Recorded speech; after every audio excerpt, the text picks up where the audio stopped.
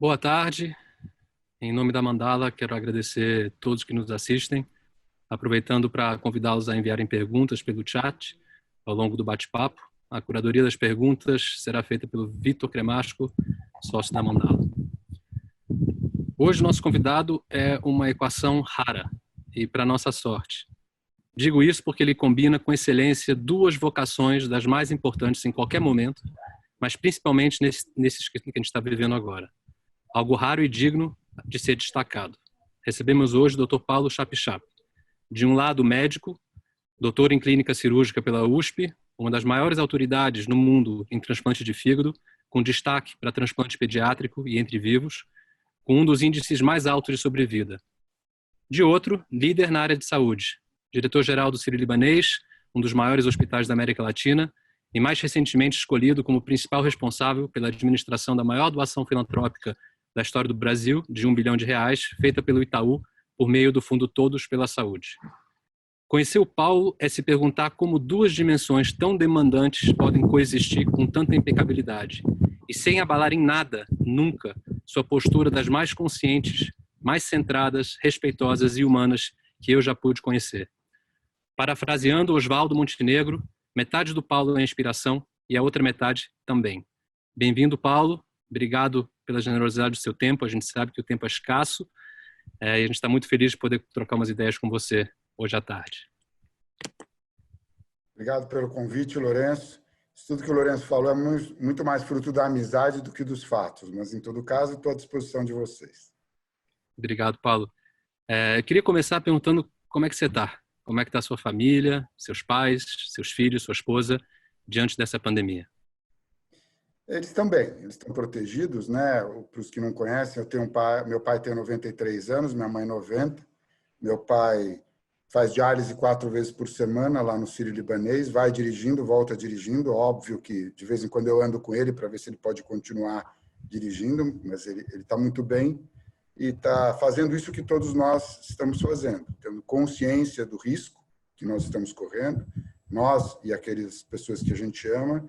E ao nos preservarmos, na verdade, nós estamos preservando também as pessoas que a gente ama, porque a gente não quer causar um sofrimento aos outros se algo nos acontecer. Meus filhos estão bem, minha filha mora no Uruguai, em zona rural, meu filho mora em São Paulo, em zona rural, e isso facilita bem o cuidado, né? Eles são pé na terra, cuidam da terra e estão tentando aí tirar o sustento deles através de um trabalho direto na terra, uma proposta bem interessante de valor para a vida que eles têm, então estão protegidos. E a Mônica está cuidando de mim, né? Como ela está trabalhando de casa, quando eu chego, minhas coisas estão em ordem, porque ela me ajuda a deixar as coisas em ordem. É isso. Maravilha, que bom que eles estão bem, que assim continue. E como é que tem sido a tua jornada de trabalho nessas últimas semanas, Paulo? A gente tem que se manter trabalhando. Existia a possibilidade de eu fazer algumas coisas de casa, né? Como isso. Agora eu precisei sair do hospital, porque hoje de manhã eu apresentei alguns sintomas, poucos, mas alguns sintomas, tosse. Então eu colhi o exame e, obviamente, o que o protocolo pede é que você vá para casa até chegar o resultado do exame. Mas antes de hoje, eu tenho trabalhado todos os dias no hospital. É muito importante a presença da liderança nesse momento, claro, protegida, né? sem correr riscos maiores do que os necessários, mas a gente tem lá um encontro diário do Todos pela Saúde, que é esse projeto do Itaú, né? Esse endowment que o Itaú fez, bastante significativo. Das 7 da manhã em diante, a gente, em geral, fica, o grupo de especialistas e o time de suporte, em reunião das 7 às 8h30, às vezes chegando às 9 da manhã, para fazer a administração, obviamente, das necessidades e das possibilidades que a gente tem de suporte. Depois tem o cuidado ao hospital e a gente tem gabinete de crise e uma série de coisas da gestão que tem que continuar e que, nesse momento, estão bastante desafiadoras para o hospital também. O que eu não estou conseguindo fazer nesse período é operar. Então, o time fez um transplante na segunda-feira, eu não consegui participar, mas o time é independente, né, e consegue resultados excepcionais mesmo quando eu não estou lá para compartilhar a responsabilidade ou ajudar. Então, basicamente, o que mudou na minha vida foi fazendo menos transplantes, embora o time ainda esteja fazendo transplantes. E com tantos compromissos e tanta pressão, você está sendo tão demandado, como é que você busca forças para conseguir fazer essa jornada e chegar do outro lado firme e forte?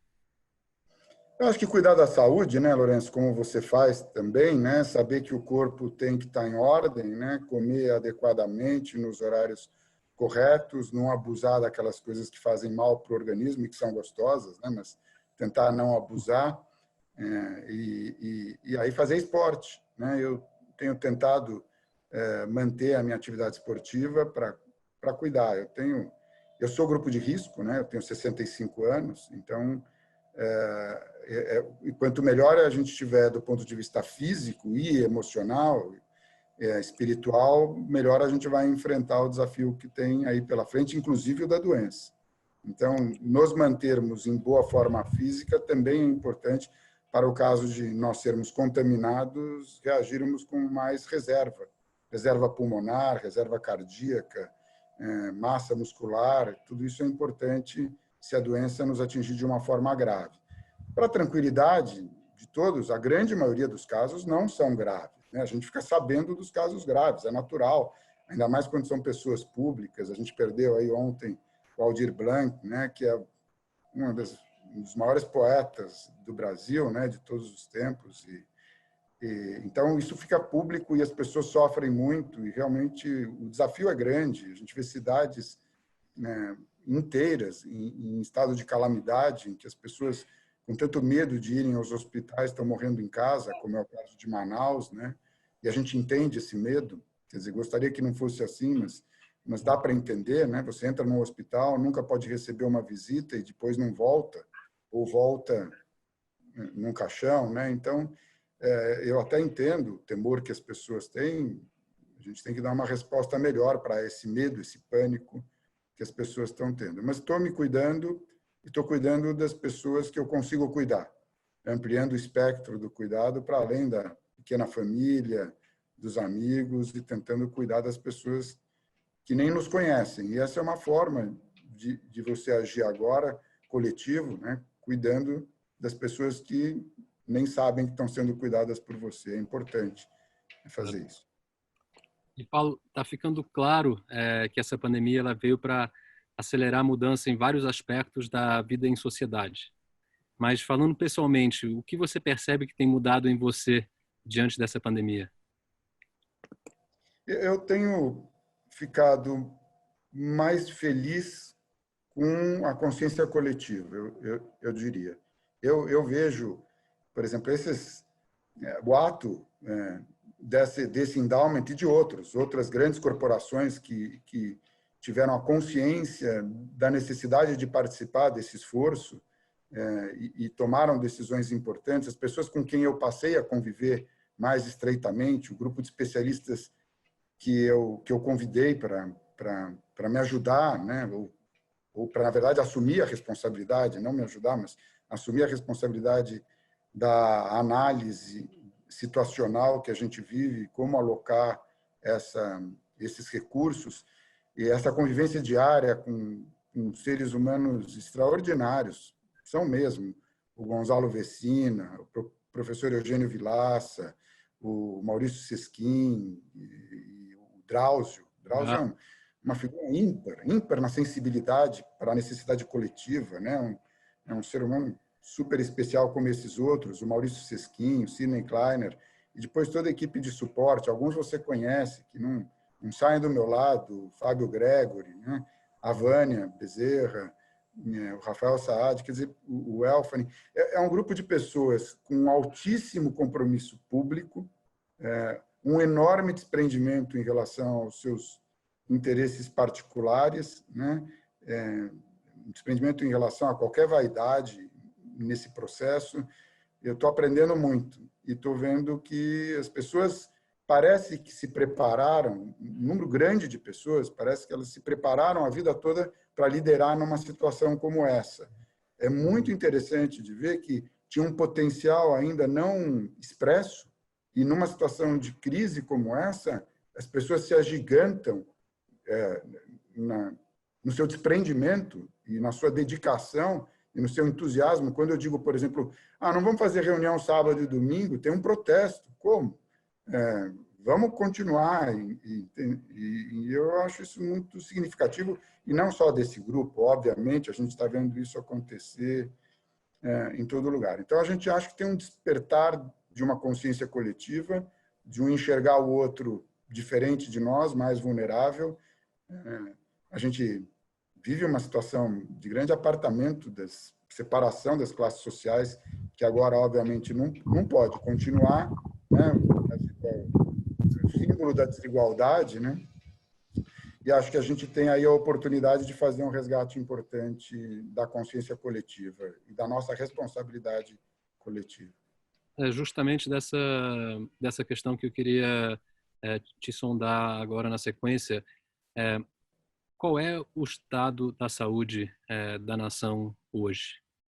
E o que a gente pode, de fato, esperar ao longo das próximas semanas, meses e anos? Nas próximas semanas, a gente vai ver um agravamento da crise, né? A gente já tem, a doença, a pandemia está atingindo o Brasil de forma assíncrona e de forma assimétrica, as duas coisas, né? Vai ser em tempos diferentes e em intensidades diferentes. Como sempre, os estados mais desenvolvidos, mais institucionalizados, mais organizados, vão ter um sofrimento menor da sua população, mesmo da população mais vulnerável. E aqui eu estou falando de São Paulo. Quer dizer, São Paulo se preparou bem, aumentou a capacidade instalada, está conseguindo lidar com a crise com uma curva bastante achatada, mas dependendo muito do plano de contingência que foi montado. Então, quando a gente olha centenas e centenas de leitos que foram abertas, além da estrutura normal do sistema de saúde em São Paulo, a gente vê que, na verdade, tem uma resposta. Não é só a população se cuidando no distanciamento, que até está relaxando agora, e pode ter um reflexo ruim aí nas próximas semanas, mas São Paulo se preparou melhor, eu diria, nas suas estruturas para o enfrentamento da crise. Ele já sai de uma base melhor e se preparou melhor. Distrito Federal, bastante contido também, vamos ver o que vem aí pela frente. Manaus, uma situação muito difícil, né? Muito, muito difícil.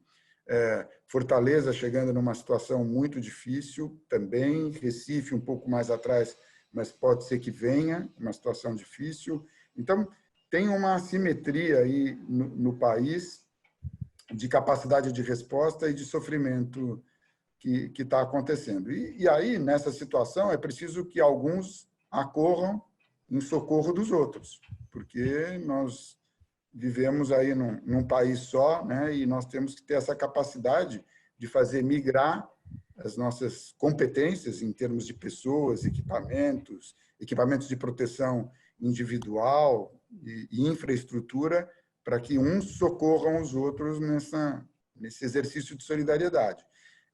Como está tudo muito incerto, e a situação pode realmente mudar muito em 2 semanas, porque tudo que está acontecendo agora é reflexo do que a gente fez 2 semanas atrás, porque o período de contágio, o período de silêncio da doença é esse mesmo. Então, pode ter uma falsa segurança e a gente começar a abusar. E aí, se a gente começar a abusar, pode mudar completamente a situação, mesmo em São Paulo. Então, acho que Lourenço, e aqui faço de novo um repto por isso, usar máscara em ambiente coletivo é fundamental e faz muita diferença. Muita diferença. Mesmo a máscara caseira, de pano, camada dupla, faz muita diferença na transmissão da doença. Então, por favor, se eu tivesse que escolher uma medida, seria essa. A segunda seria o distanciamento social, mas a primeira seria utilizar a máscara se você estiver num ambiente coletivo. Isso é ótimo ouvir, porque a gente tem recebido informações cruzadas, né? Dependendo se é governo federal, governo estadual, tem isolamento vertical, isolamento horizontal, tem os prazos mais adequados para que essas políticas de relaxamento de fato ocorram, e as pessoas ficam um pouco inseguras, elas não sabem exatamente por onde começarem, né? Mas agora você já trouxe um pouco esses imperativos e eu acho que o recado está dado. A gente fala muito de saúde física em tempos de pandemia, mas a gente sabe que a pandemia da saúde mental ela já existia pré-Covid e ela só se exacerba com o grau de sofrimento que a gente está testemunhando no mundo todo, o que também inclui a alta da violência doméstica e o abuso infantil que ocorre devido à quarentena. Eu queria saber, Paulo, como é que você acha que a gente deveria endereçar a pandemia da saúde mental no Brasil durante e pós-Covid? É muito difícil. Esse é um tema difícil porque o medo foi usado para garantir um distanciamento social. Então, a pessoa faz um sacrifício de ficar em casa porque ela tem medo. E ela pensa nela e nos seus entes mais próximos. Então, ela faz esse sacrifício. Qual é o risco? É que a gente transforme esse medo em pânico. E a gente se torne irracional diante do medo.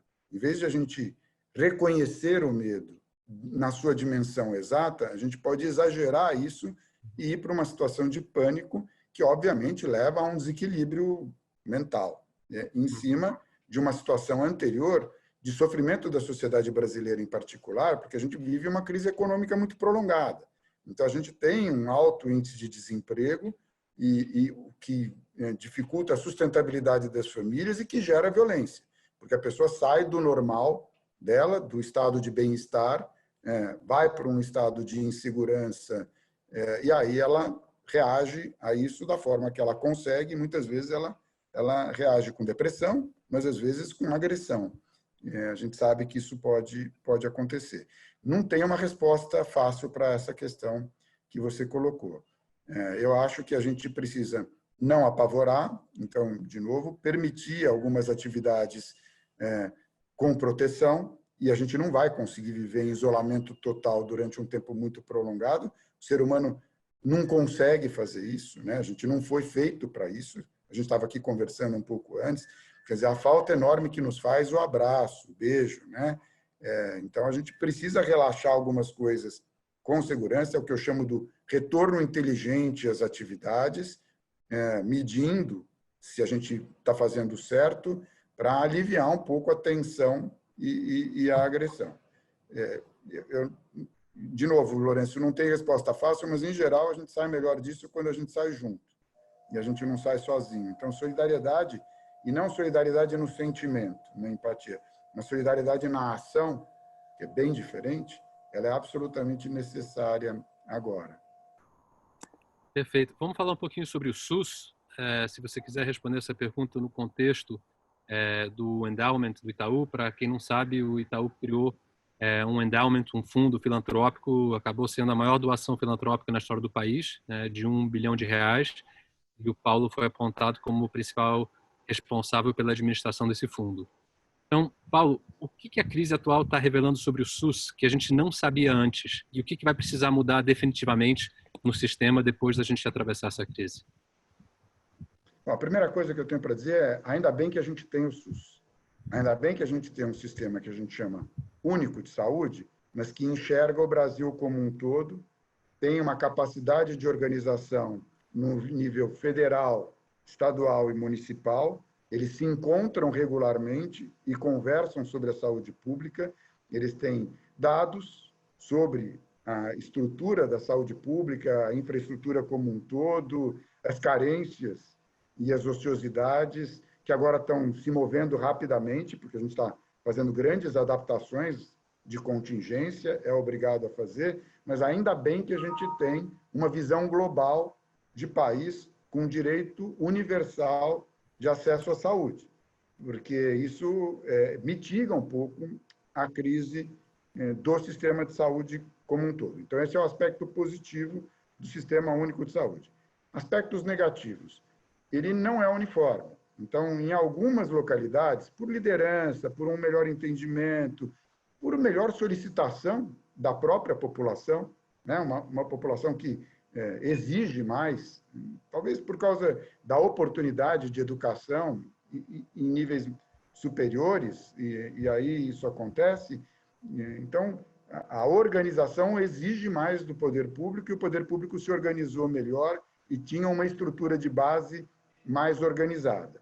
Em outros lugares, não. Em outros lugares, ele estava mais desorganizado, tinha menos liderança facilmente identificável como responsável, e a gente tem que vencer esse gap de governança rapidamente. Então, nós que tínhamos aqueles projetos, você conhece, eu vou dizer aqui para as pessoas que não conhecem, um programa de apoio ao desenvolvimento institucional do SUS, a gente chama PROAD SUS, né? Que a gente, como outros hospitais, patrocinava isso, né?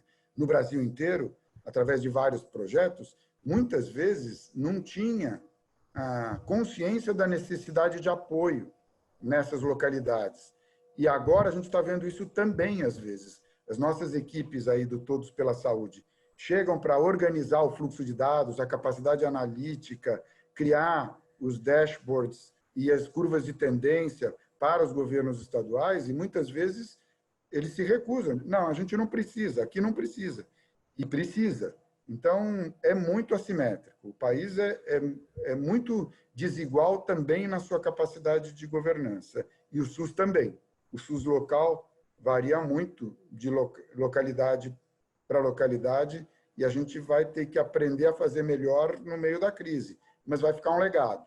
Eu não tenho dúvida que vai ficar um legado, depois da crise, de organização frente a um grande desafio, que é a pandemia, que é um desafio maior do que qualquer sistema de saúde pode lidar sem um plano de contingência. Então, vamos ver se a gente consegue, e a gente está priorizando isso, ações que sejam estruturantes na governança, na capacidade de liderança, baseada em fluxos de dados que saem desde os hospitais, vão até as secretarias municipais e estaduais da saúde, e depois são consolidados numa sala de comando que a gente criou no Ministério da Saúde, porque o governo federal tem uma parte importante dos recursos que são alocados e ele precisa enxergar onde estão as maiores necessidades.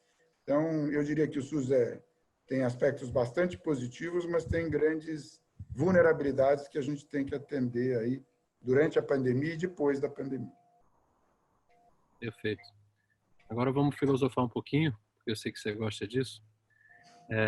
O físico austríaco, Fritjof Capra, que é um pensador sistêmico que escreveu livros como O Tal da Física, As Conexões Ocultas e A Teia da Vida, recentemente num artigo ele sugeriu que talvez em 2050 os historiadores vão olhar para 2020 como o ano que o Covid salvou a espécie humana da sua própria extinção. Ele sugere isso a partir dessa autocrítica que a gente está fazendo, a mobilidade em grande escala que a gente está vendo, e também os impactos ambientais positivos decorrentes da quarentena, que hoje são muito claramente mensuráveis. Respeitando e sendo muito solidário com o sofrimento de milhões de famílias no mundo todo, eu te pergunto, a gente está vivendo uma bênção disfarçada? A gente tem que fazer essa ressalva importante, né? As pessoas estão perdendo entes queridos e, às vezes, vários ao mesmo tempo, que é inusitado, né? Algumas famílias estão completamente destroçadas, porque... Absolutamente.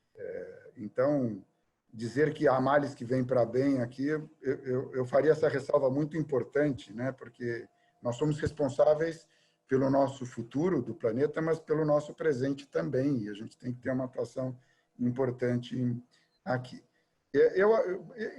Eu sou um otimista, então eu quero crer que a gente vai adquirir consciência de que a gente estava fazendo um darwinismo reverso, vamos dizer assim. A gente estava destruindo as nossas capacidades ao destruir o nosso planeta da forma como a gente estava destruindo o nosso planeta. A gente estava criando doenças, e criando doenças importantes, inclusive genéticas, inclusive com alteração do nosso perfil genético, pela poluição desenfreada e mesmo pelas atitudes de cada um de nós.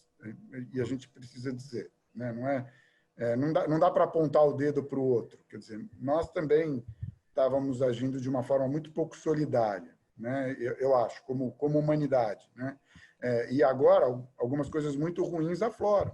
Países, por exemplo, proibindo a exportação de equipamentos que poderiam fazer diferença em outros países, criando reservas para si mesmos, porque não sabem para onde vai a crise, mas reservas em cima de necessidades prementes de outros lugares. Então, também está tendo, de uma certa forma, um exacerbamento das diferenças que existem no mundo de riqueza, né? E isso acontece. Agora, a consciência de que a gente fica melhor quando a gente usa menos combustíveis fósseis, como a gente está usando menos combustíveis fósseis, acho que isso virá, Lourenço. Eu não tenho dúvida que virá. Então, nós vamos ver aspectos positivos e aspectos negativos, né? A gente vai demorar para voltar a conviver intimamente. A gente vai demorar. Se não tiver uma vacina, eu não vou te abraçar tão cedo. Eu não vou te ver sem máscara tão cedo. Eu não vou te beijar tão cedo. Isso vai fazer falta. E isso pode nos marcar por um comportamento diferente, um comportamento mais distante. Eu estava andando esse final de semana de máscara. E as pessoas que cruzavam comigo nem me olhavam nos olhos. Como se olhar nos olhos pudesse aumentar o contágio. Viravam o rosto para o outro lado. Mas a gente estava a uma distância segura. Mas mesmo assim. Então, a gente pode consagrar comportamentos de distanciamento também. E isso vai ser muito ruim. Eu acho que a gente vai ter que esperar para ver o que vai acontecer. Deixa eu te falar, tem um barulho de motor aqui. Você quer que eu mude de lugar ou dá para vocês me escutarem? Tá tranquilo, Paulo, não se preocupe. Falando um pouquinho de liderança, as lideranças políticas, empresariais e da sociedade civil, elas de fato foram postas à prova nessas últimas semanas, né, lidando com um grau de medo, de insegurança, de imprevisibilidade, de choques ao sistema sem precedentes. Uma parte soube reagir à altura do desafio, enquanto outros se perderam por completo no processo, especialmente os governantes de algumas das maiores nações do mundo. Inclusive, disse o Yuval Harari, em um artigo recente, que enfrentamos essa crise sem nenhum líder mundial capaz de inspirar, organizar e financiar uma resposta global coordenada. Então, eu te pergunto, quais os traços de um líder que você acha que mais se compatibilizam com esse momento que a gente está vivendo? Eu discordo um pouquinho que Bom, organizar uma resposta mundial, ele tem razão, mas nós não temos um organismo forte mundial, de organização mundial. Mas alguns líderes se comportaram muito bem. E você já viu os dados mostrando, sem querer parecer, que as mulheres lideraram muito bem. Algumas mulheres lideraram muito bem, né? A Angela Merkel, né? Isso, na Nova Zelândia. Então, alguns líderes se comportaram muito bem, provocaram aquilo que a gente vive dizendo, quer dizer, ou usaram aquilo que a gente vive dizendo, que é a hierarquia do conhecimento, quer dizer, se assessoraram muito bem, buscaram dados muito bem, delegaram a liderança técnica para os técnicos, que nesse momento é fundamental que isso ocorra, conheceram os dados e foram muito empáticos com as suas populações. Do que o mundo carece é de um sistema de governança global que equilibre melhor as desigualdades. A ONU nasceu para isso, né? No pós-guerra, a Organização Mundial da Saúde especificamente para a organização sanitária, mas alguns líderes mesquinhos, e é essa a palavra, tiraram força dos organismos multilaterais, né? E criticaram os organismos multilaterais. Os Estados Unidos chegou até a tirar financiamento da Organização Mundial da Saúde, querendo fazer uma medida teatral aí, dizendo que não apoia a Organização Mundial da Saúde, que teria protegido a China. Ela é uma organização política, ela tem lá seus problemas políticos, obviamente, mas nesse momento era para onde todos deveríamos correr, centralizar os dados e conhecer as necessidades que competiam no mundo todo por recursos. Mas aconteceu e a gente só tem a lamentar que tenha sido assim. Eu acho que são líderes egoístas, mesquinhos e que vão contra isso que você me perguntou, que é a principal característica de uma liderança. Nessa situação, na minha opinião, eu chamo isso de visão espiritual. É aquela visão cósmica, aquela visão do estadista, que vai muito além do seu próprio interesse, do interesse que ele lidera especificamente, diretamente, e olha o planeta como um todo, né? e olha o planeta além do seu próprio tempo também.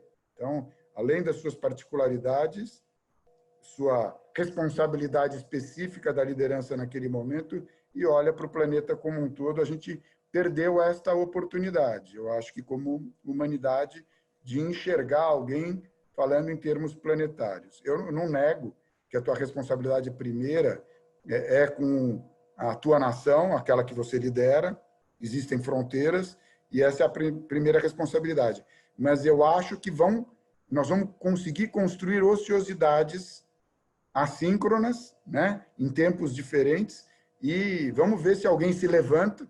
Vamos dizer que se passe agora a grande crise na Alemanha, por exemplo, vamos ver se a Angela Merkel exporta solidariedade de uma forma significativa, contundente para os países que estiverem sofrendo mais.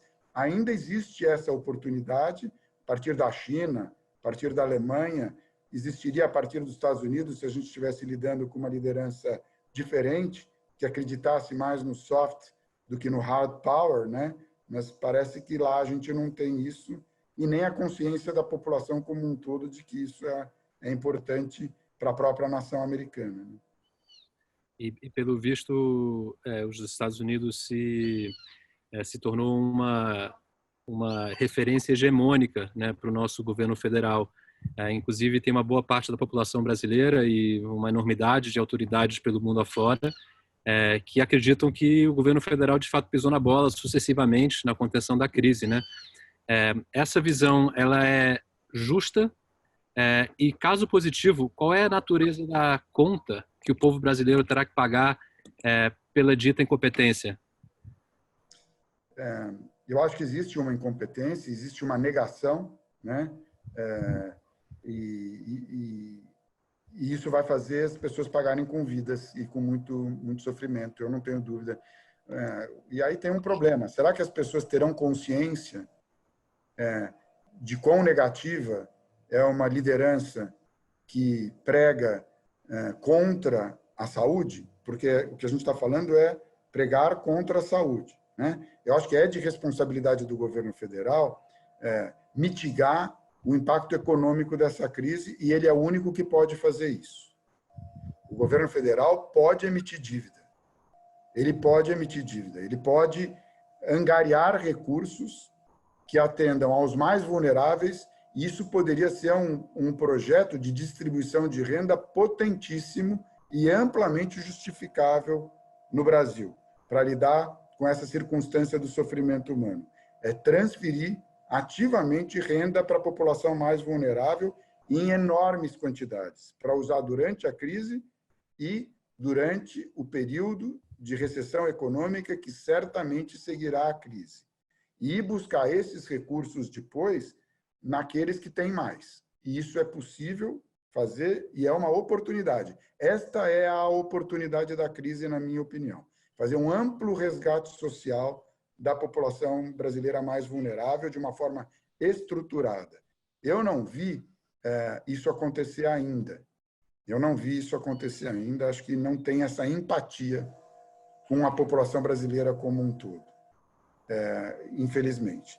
Do ponto de vista da saúde, o prejuízo é maior contaminação e prolongamento da crise econômica, na minha opinião. Porque à medida que você compartilha imagens de sofrimento intenso, as pessoas vão se retrair mais ainda para a volta da atividade econômica. E, com isso, você vai prolongar a crise. Eu acho que aqui não tem uma ambiguidade.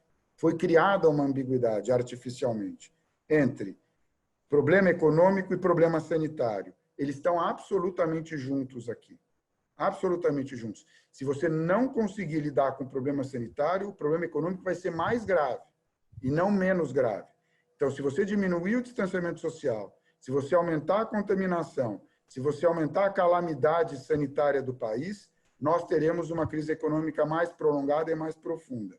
Se você lidar com a crise sanitária de uma forma mais inteligente e com a crise econômica de uma forma mais desprendida e mais inteligente, você vai ter uma recuperação muito mais rápida nos dois setores.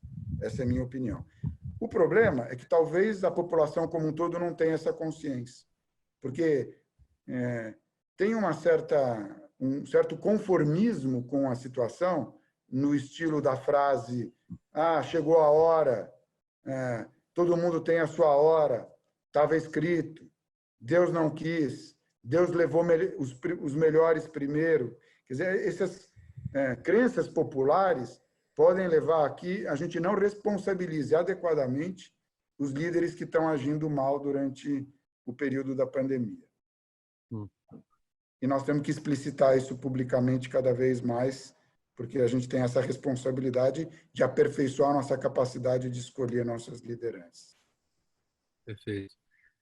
Paulo, você sendo você, vou me permitir a liberdade de sair um pouquinho dos protocolos e te propor um último bloco de perguntas antes de a gente abrir para quem nos assiste hoje, que são 10 perguntinhas curtas, e eu te convido para respondê-las sem muita hesitação, com 10 respostas também igualmente curtas, uma palavra ou uma frase curta, tá bom? É o famoso ping-pong. Tá bom. Então, vamos lá. Uma palavra para descrever o Brasil de hoje. Injusto. Se você pudesse escolher uma pessoa com quem jantar, quem seria? Agora você. Se você não fosse médico, qual profissão exerceria? Médico. Eu não me vejo fazendo outra coisa. Qual a tua palavra favorita? Amor. Qual foi a última vez que você se emocionou e qual era o contexto?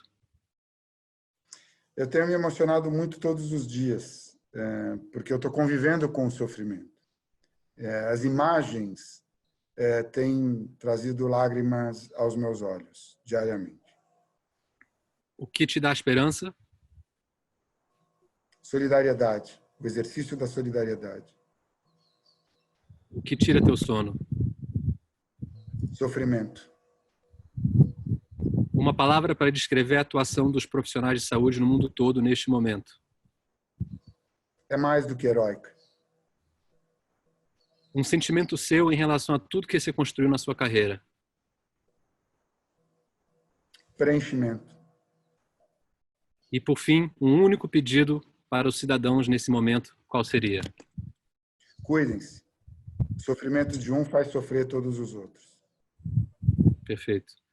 Agora eu vou passar a bola para o meu sócio, Vitor Cremasco, que vai iniciar o último bloco com algumas perguntas de quem nos assiste. Olá, tudo bem, Paulo? Reforçando suas palavras do Lourenço, aí, a gratidão pela tua participação. Não queria deixar de passar a oportunidade também de desejar aí que ao longo do dia que não seja nada, né? Você comentou dessa sua testagem aí de hoje, imagino que você esteja um pouco preocupado, mas tenho certeza que tem muita gente que trabalha contigo, que sabe quão inspirador você é que está nesse momento aí na torcida para não ser nada. Muitas perguntas interessantes aqui, vindas do público. Queria começar com uma mais ampla, que vem do Fred, um pouquinho sobre a sua visão do quanto essa experiência de Covid-19 talvez faça com que um sistema mais forte global de saúde saia dessa crise. Então, um outro papel de uma OMS, o quanto você vê nações se unindo de forma mais preventiva para no futuro lidarem de forma mais colaborativa e menos desesperada aí com situações como essas. Como que você vê essa força global nesse momento? Eu acho que nós sairemos melhores desse ponto de vista. A gente tem que ter uma consciência sanitária melhor. Essa não é a última pandemia, talvez não seja a mais grave, e a gente vai ter que criar uma estrutura adequada para lidar com elas do ponto de vista de países e do ponto de vista de uma entidade planetária maior, mundial, para organizar os sistemas, porque as doenças viajam de avião. E os aviões são rápidos em chegar em outros lugares. Então, virá uma consciência de que as fronteiras nacionais não interrompem a transmissão das doenças e a gente vai ter que contar com programas e emanarão programas, certamente, a partir da Organização Mundial da Saúde, de recomendação aos países e os líderes desses países serão cobrados a sua responsabilidade se não implementarem esses programas que são proporcionais aos desafios. Essas estruturas ociosas que a gente vai criar para lidar com a pandemia podem ser utilizadas para melhorar o acompanhamento das doenças como um todo, com utilização cada vez maior de tecnologia, dados, análises, inteligência artificial em modelos preditivos. Eu acho que a gente vai sair melhor, com mais consciência da importância da preservação da saúde e do cuidado que a gente tem que ter com as pessoas. Sim. Perfeito, Paulo. Muitas perguntas vieram de pessoas interessadas em saber mais do Todos pela Saúde, algumas que já ouviram falar, mas que talvez não conhecem tanto, outras que ficaram sabendo hoje, e talvez aí um pouco de curiosidade de realmente como é essa questão da governança, da destinação desses recursos, da prestação dos resultados. Se você puder contar um pouquinho melhor como está organizada essa frente de atuação, muitas pessoas estão curiosas para saber. Então, tem uma história aí, né? E eu preciso prestar tributo a ela. O Pedro Moreira Salles, que é o presidente do Conselho de Administração do Itaú Unibanco, reuniu o Conselho de Administração e propôs esse endowment de 1 bilhão.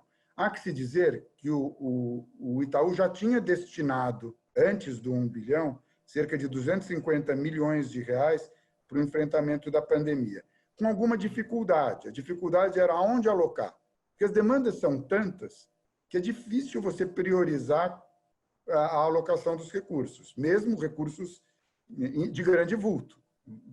Então, o Pedro me ligou num domingo, aí, há 3 semanas, e me entrevistou, vamos dizer assim, o que eu pensava, como eu achava, tal, sem me falar do endowment, mas pediu para conversar comigo sobre a pandemia.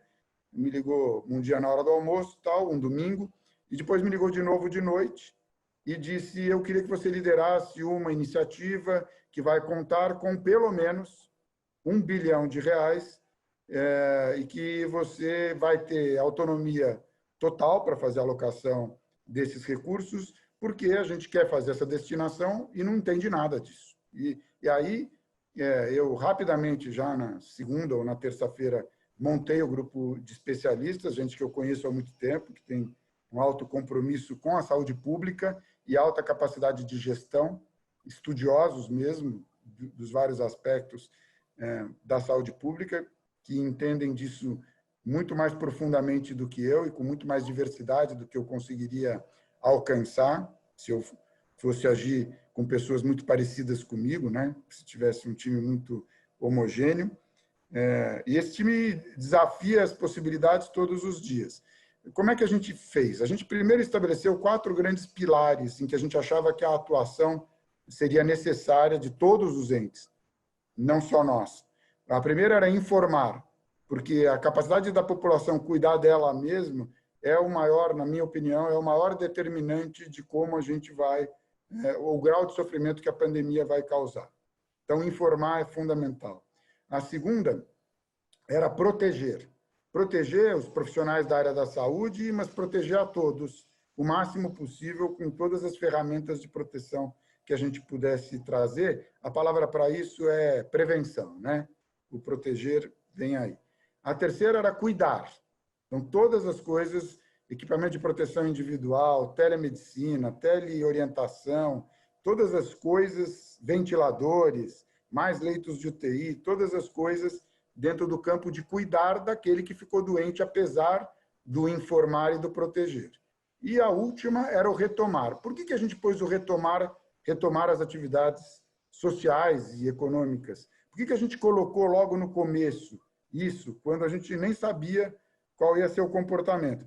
Porque a gente precisa ter esperança na volta das nossas atividades sociais. E se a gente não enxergar essa possibilidade de uma forma nítida e racional e inteligente e sem grandes riscos, a gente não vai aguentar fazer o distanciamento que a gente precisa fazer agora. Então, já desde o começo, a gente está desenhando a estratégia de retomada para quando ela puder ser disparada.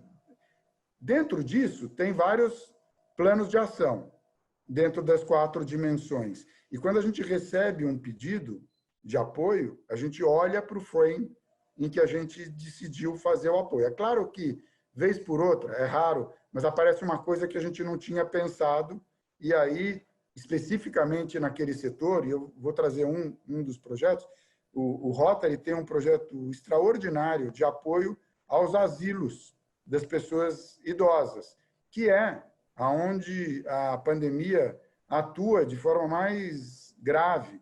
Na Espanha, se diz, eu não tenho os dados científicos, mas que 50% das pessoas que morreram estavam em asilos. E lá essa estrutura é muito mais bem desenvolvida do que aqui, em lares de idosos, né? Então, essa é uma iniciativa que a gente não tinha pensado especificamente nela, dentro do campo do proteger e cuidar, mas que a gente tem que fazer. Então, a gente está, nesse momento, estudando como fazer o apoio e usando a força de trabalho e de solidariedade do Rotary, mas com os nossos recursos, equipamentos de proteção individual, de patrocínio dos testes, para poder lidar com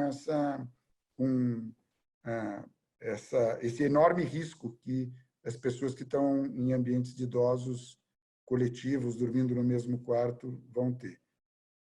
Perfeito, Paulo. Tem uma pergunta bem interessante que veio agora há pouco da Fernanda Thompson. Essa é para o Paulo médico, é para o Paulo filho também, que é o que dizer para essas pessoas de idade mais avançada, que estão aí no chamado grupo de risco, né? Que são mais teimosos, que gostam tanto de abraçar, que talvez se sentem mais corajosos aí a voltar a retomar a normalidade, sentem falta da família. Que mensagem, que dica você dá para parentes assim tentarem acalmar, controlar e manter esse grupo sob isolamento? Eu acho que a primeira coisa é ter algum contato com eles, né? As pessoas que estão numa idade mais avançada precisam mais ainda desse contato, né? Porque a perspectiva de uma vida muito longa para frente, mesmo sem a pandemia, não é real. Então, tem que se aproveitar ao máximo a vida. Eu vejo, meus pais vivem hoje em 93 e 90 anos, vivem muito intensamente. Antes da pandemia, eles saíam de casa quase toda noite. Então, eles tinham uma atividade, uma sofreguidão por viver a vida muito grande, e tendo saúde para isso, é legítimo, é bom, é ótimo, e eles devem fazer. Então, a gente vai ter que conviver mesmo à distância, tentar conviver. Por exemplo, tem uma situação, um dos meus irmãos vai ver meus pais. Ele está totalmente protegido e acha que ir visitar os meus pais de máscara, com os meus pais de máscara, não vai oferecer maior risco, e eu concordei, eu acho que não vai oferecer maior risco. Desde que, na hora de comer, alguns estejam numa sala, porque aí você tem que tirar a máscara, e outros comam na outra sala. Então, em dois cômodos diferentes. Se não tiver duas salas, um no quarto e um na sala, mas a hora que você tirar a máscara, o distanciamento tem que ser maior, mas esse pouco contato já dá grande conforto, e a gente pode trazer isso. Outra coisa, Vitor, que é o mais importante, Fernanda, vai passar. Vai passar. Isso tudo vai passar. A gente vai voltar a viver uma vida com mais contato físico. Todas as epidemias, mesmo em tempos que a gente tinha recursos da ciência muito menores do que a gente tem hoje, passaram. A gripe espanhola durou, matou, mas passou. E vai passar. E a perspectiva de que vai passar nos dá um conforto para suportar essa vida diferente que a gente está tendo agora. Então, algum contato, mesmo à distância, quando possível, um contato visual, físico, não contato físico, e a perspectiva de que isso vai passar. Perfeito. Queria agora abrir uma pergunta para um convidado que não está aqui nessa sala com a gente, mas que mandou muito carinhosamente uma pergunta para você, o Siddhartha Ribeiro, neurocientista brasileiro da UFRN. Então, vou projetar aqui rapidamente a tela para compartilhar essa pergunta dele com você. Vamos lá. Boa tarde, aqui é Siddhartha Ribeiro, do Instituto do UFRN. Obrigado, Lourenço, pela oportunidade, e obrigado, doutor Paulo Chapchap, pela presença. Eu gostaria de fazer a seguinte pergunta, doutor. O senhor é a favor da fila única para o atendimento de Covid-19, incluindo o sistema público e privado, e quais são os critérios que o senhor acha que devem ser adotados? Sou um marimbondo aqui agora. Com direito a marimbondo, feita a pergunta. Eu vou dar... Essa questão da fila única virou meio uma coisa de extremos, né?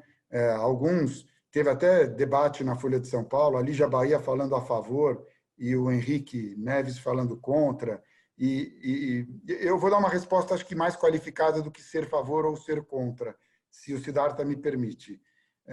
Não tem nenhum sentido ter uma ociosidade de leitos, em qualquer sistema que seja, e uma necessidade não atendida. Então, os leitos do sistema privado, que hoje não estão a serviço do Sistema Único de Saúde, se forem necessários, serão utilizados e ficarão à disposição. Não haverá gestor ou dono de nenhum hospital privado que tenha alguma ociosidade para o enfrentamento da pandemia e que se recusará a atender um ser humano que precisa e que vai morrer se não utilizar aquele leito. Então, se fosse para dar uma resposta sim ou não, você é a favor da fila única? Sim. O que eu sou contra é que a gente faça isso de uma forma desorganizada e use a ideia da fila única para justificar uma incompetência e uma desorganização do sistema. Então, dizer, olha, eu fiz tudo o que eu podia, eu usei até os leitos privados que não estavam à disposição do SUS, como se isso fosse uma desculpa para alguns problemas graves que a gente está vendo de liderança no enfrentamento da pandemia no ente governamental. Então, vamos lá. E a gente escreveu sobre isso, inclusive, eu escrevi junto com o Gonzalo Vecina, que tem dito continuamente, eu sou a favor da fila única, e que é um amigo queridíssimo e um professor, um dos meus mentores mais queridos e mais preciosos, e que continua sendo um mentor importante. E a gente prescreveu, como nós vemos, a sequência de eventos que vão levar, sim, em caso de necessidade, à utilização dos hospitais privados, que hoje não estão à disposição do Sistema Único de Saúde, a serem colocados à disposição do Sistema Único de Saúde. Então, você tem que organizar a governança na localidade, entender qual é a sua infraestrutura, quanto você precisa disponibilizar a mais dessa infraestrutura e criar novas estruturas, ter uma regulação central da utilização de leitos nos centros de operações de emergência dos estados e do Distrito Federal, e todos eles têm, e fazer isso baseado em dado, e ir progressivamente utilizando a capacidade necessária para o enfrentamento da pandemia, chegando, inclusive, a usar a estrutura dos hospitais privados que hoje não estão a serviço do Sistema Único de Saúde. Mas para você dizer para dizer para o Siddhartha e para vocês todos, como essa é uma falsa ambiguidade, uma falsa competição, na verdade, 60% dos procedimentos do Sistema Único de Saúde, de complexidade, de alta complexidade, já são feitos fora da pandemia, antes da pandemia, em hospitais privados. Então, o sistema privado já aporta leitos para o Sistema Único de Saúde e, aliás, é quem mais aporta leitos para o Sistema Único de Saúde, mais do que a estrutura própria governamental. E essas estruturas que já são aportadas ao Sistema Único de Saúde estão à disposição. Fizemos planos de contingência, nós estamos em 3 hospitais públicos, nós fazemos a gestão sírio-libanês de 3 hospitais públicos, que 100% SUS, que fizeram planos de contingência, que aumentaram as suas capacidades e que estão totalmente à disposição desse enfrentamento. Então, numa resposta simples, sim, sou a favor da fila única. Numa resposta mais profunda, vamos organizar a utilização de leitos para não faltar para ninguém, ou para que, se faltar, falte igualmente para todos, independente do poder econômico de cada um de nós. Perfeito, Paulo. Obrigado. Antes de passar para o Lourenço para o fechamento, eu queria fazer uma última pergunta que combina aqui questões trazidas pelo público. Aliás, queria agradecer a todos que mandaram perguntas tão interessantes. Talvez seja a melhor pergunta para finalizar, uma pergunta mais olhando para o futuro mesmo. E, de novo, acho que uma pergunta que resume bem esse Paulo, médico e também gestor na área da saúde, também líder. Talvez todo mundo nesse momento esteja pensando, e depois? Vem a pandemia, a gente faz toda essa mobilização, a gente lança mão de estratégias de contenção e tudo mais. Agora, pensando a futuro, você como médico, como líder, como é esse primeiro dia pós-pandemia, pensando o futuro da saúde no Brasil? Quais seriam as medidas realmente estruturantes que você acha que são necessárias nesse segundo momento?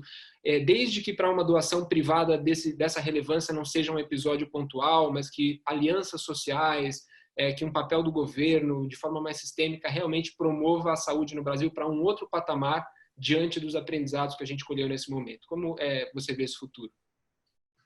Olha, eu acho que a gente parte de um arcabouço, de um conjunto de conceitos e ideias que foram aqueles que criaram o Sistema Único de Saúde, muito poderoso para a gente trabalhar em cima dele. Então, a gente tem uma organização poderosa e a gente tem que resgatar as fragilidades que existem na ponta na assistência à população. Mas, conceitualmente, a gente está bem na frente de muitos países e a gente só precisa alocar mais recursos para que esses conceitos se materializem na assistência à população. Eu não falei isso antes para ninguém, mas eu estou esperando chegar a ocasião para falar, e talvez essa seja uma boa, então vou fazer um pleito público, que o Todos pela Saúde não se extinga com o fim da pandemia. Que o movimento Todos pela Saúde, que é todos mesmo, não é do Itaú Unibanco, não é desse grupo de especialistas, ele é para o Brasil, que a gente consagre esse termo Todos pela Saúde e consagre o segundo termo, que é o Todos pela Educação, e que a gente crie um amplo movimento corporativo e individual, né, coletivo, organizado e individual, em prol da saúde e da educação no Brasil, porque vão ficar tão explícitas as dores da nossa desigualdade social, que acho que a gente, sensibilizado por elas, por essa explicitação, a gente tem a capacidade de criar um movimento coletivo muito contundente para a saúde pública brasileira e para a educação também. Essa é a minha esperança e é o meu compromisso também. Perfeito, Paulo. Poucas coisas podem ser mais agradáveis do que partilhar um tempo com você. Obrigado de novo. E eu passo a bola para o Lourenço finalizar essa conversa tão gostosa de hoje. Obrigado.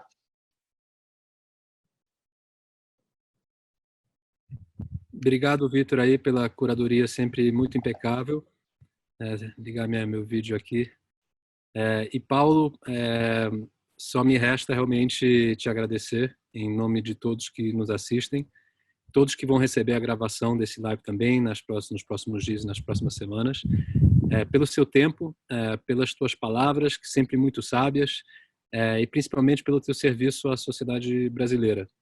Você sabe que você me inspira muito, eu aprendo muito com você, e apesar de todos nós estarmos num momento sem precedentes, lidando com questões muito profundas, muito complexas, é um alento saber que temos a pessoa certa, no lugar certo e na hora certa, dando o seu melhor.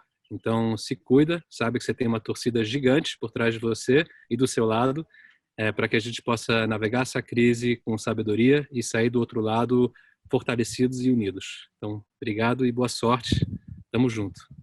Obrigado. Obrigado pela oportunidade de conviver com vocês. Isso é muito precioso para mim também. Tá bom. Boa tarde a todos. Obrigado.